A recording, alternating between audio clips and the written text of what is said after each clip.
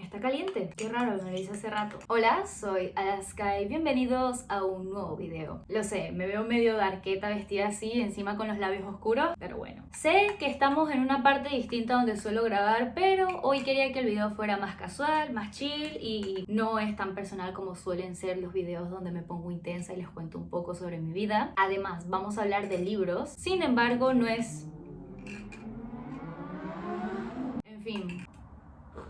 A ver, por el título creo que se pueden hacer una idea de lo que vamos a hablar en este video y es muy probable que si me sigan en Instagram y ven mis historias, este tema ya les haya sonado antes porque lo he dejado caer de vez en cuando. Ustedes un par de veces me han preguntado sobre esto, la narración en primera persona y por qué no me encanta, así que decidí grabar este video. La verdad es que siempre he querido grabar mi explicación y contarles más que todo con una lista de argumentos por qué no me gusta la narración en primera persona o por qué es que leo estos libros con tanto estigma. Por lo general, si un libro está narrado en primera persona, lo identifico súper rápido y automáticamente pienso que no me va a gustar. Sin embargo, siento que debo justificar este prejuicio tan grande que tengo hacia un tipo de narración tan habitual, común y de hecho amada por muchos de ustedes.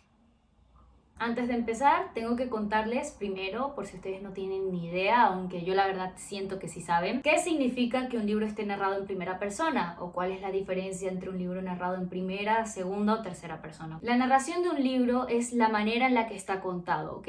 Es decir, si está escrito en tercera persona, esto significa que hay un narrador omnipresente que se encarga de contar toda la historia. Por lo general, esa clase de libros están escritos en la historia comenzó o los personajes se sentían de aquella manera o Alaska, que empezó a grabar el video, se sentía un poco nerviosa al respecto. Los narradores omnipresentes nunca forman parte de la historia, no sabemos si son alguna fuerza más allá de la historia quien lo está contando, pero no es un personaje, por eso se llama omnipresente, porque no está presente en la historia, la cuenta, más no es parte de ella. Y este específicamente es mi tipo de narración favorito. Me gustan los libros narrados en tercera persona porque casi siempre estos libros están llenos de objetividad. La objetividad, para quien no lo sepa, aunque también creo que lo saben, es la forma de contar una historia sin ningún tipo de prejuicio o opinión sobre ella. Es decir, te están contando la historia tal y como es, sin que sus sentimientos se vean influidos en ella. Es decir, la historia está contada desde una perspectiva súper genérica y básica y los sentimientos que tú puedas desarrollar hacia ella son sentimientos basados simplemente en tu opinión. No en que este personaje te contó la historia así o este otro te contó la historia diferente y las experiencias personales de esos personajes te influenciaron a ti en los sentimientos que puedas crear sobre esa historia. No sé si me explico, a lo mejor me estoy volviendo un 8, ¿ok? Pero sí, lo que más me gusta de las narraciones en tercera persona es que son objetivas, no hay opiniones al respecto. La única opinión que hay allí es la tuya, la que te creas como lector. Luego, los narradores en segunda persona son aquellos que, como lo dice el nombre, se dirigen a alguien específico. Por lo general, las epístolas son las narraciones más comunes en segunda persona. Y básicamente una epistolar es una novela contada en cartas. Por ejemplo, Las ventajas de ser un marginado es una epístola, ¿ok? Carta de amor a los muertos es una epístola. Son libros narrados en segunda persona. ¿Por qué? Porque el narrador que está contando la historia se está dirigiendo a alguien. Ahora, de lo que estamos hablando en este video es específicamente en historias escritas en primera persona. Este tipo de narración se caracteriza porque un personaje se encarga de contar toda la historia. 1.000.000 de ejemplos y más, me voy a quedar corta, pero novelas como Los Juegos del Hambre, Crepúsculo, Almendra, son libros de los que solo podemos leer una perspectiva, un pensamiento y una opinión a profundidad. Sí, te están contando todo lo que está pasando, pero a través de los ojos y los sentimientos de un personaje. Y eso evidentemente hace que la historia sea subjetiva, es decir, que se vea influida por lo que siente, piensa o cree un personaje. Y eso no me encanta, esa es la razón principal, ¿ok? Con esto claro, más o menos ya saben cuáles son estos tres tipos de narraciones, aunque evidentemente no son los únicos. Hay un montón de diferentes narraciones más, pero estas son las básicas y estas son las que más se van a ver en todas las novelas. Ok, vamos a estar organizando este video en razones, basados únicamente en mi opinión. Evidentemente ustedes no tienen que estar de acuerdo conmigo. Si la narración en primera persona es la favorita de ustedes como lectores, créanme que está totalmente válido. No se lo tomen tan a pecho, esto es solo mi opinión, por eso estamos en esta parte de la habitación. Así que sí, primera razón. No me encanta que no sean objetivos, la subjetividad que hay en ellos. Por lo general, cuando leemos un libro narrado en primera persona, el elemento principal y con el que se caracteriza siempre es que vemos los pensamientos del protagonista o personaje que está narrando la historia, ¿ok?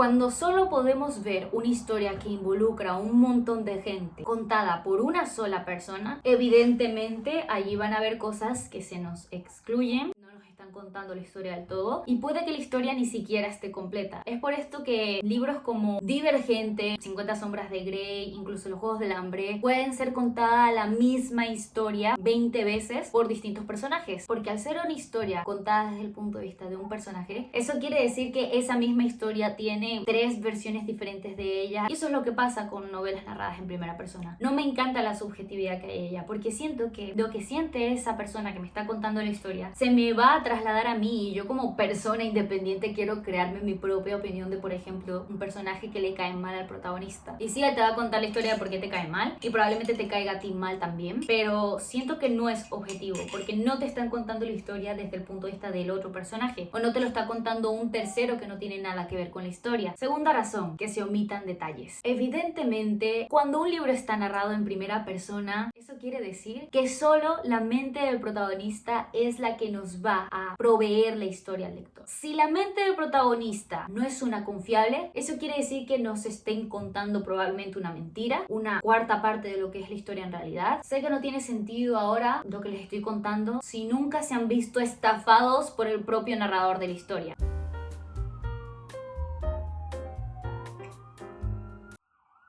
Estoy harta y me quedé sin café encima.